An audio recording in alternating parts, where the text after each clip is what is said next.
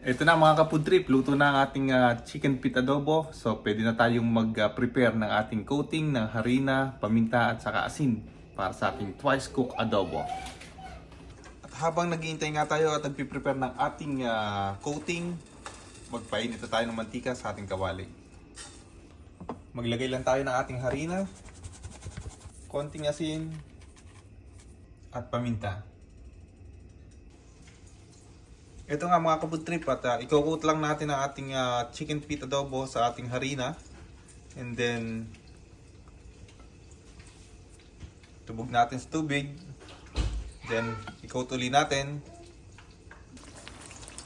Then iprito na natin mga ka-food trip.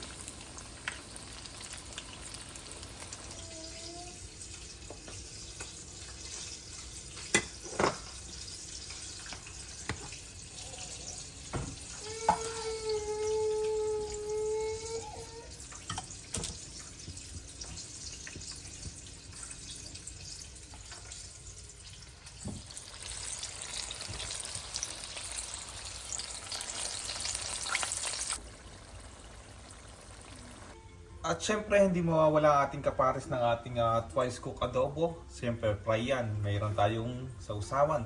Lagyan natin ng sukal. Suka. Lagyan natin ng konting tubig. Then lagyan natin ating sibuyas. At syempre ang ating pangpasarap, ang ating sili.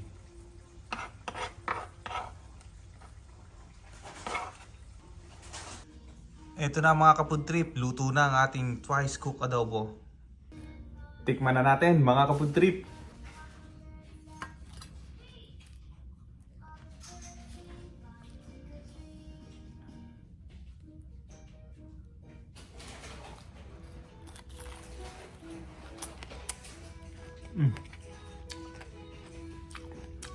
Harap. Ang lambot.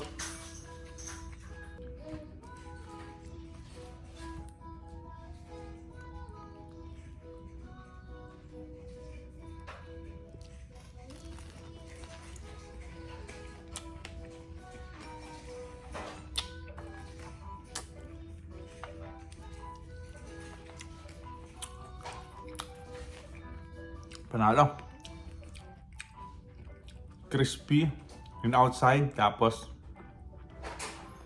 yummy and tender inside.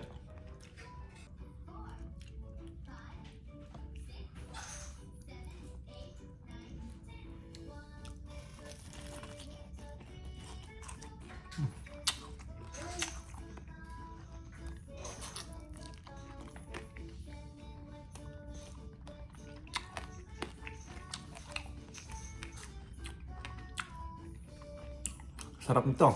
Pwede ng pang-ulam, pwede na rin pang-pulutan. Sarap, panalo. Thank you very much guys for watching and please subscribe my YouTube channel for latest videos.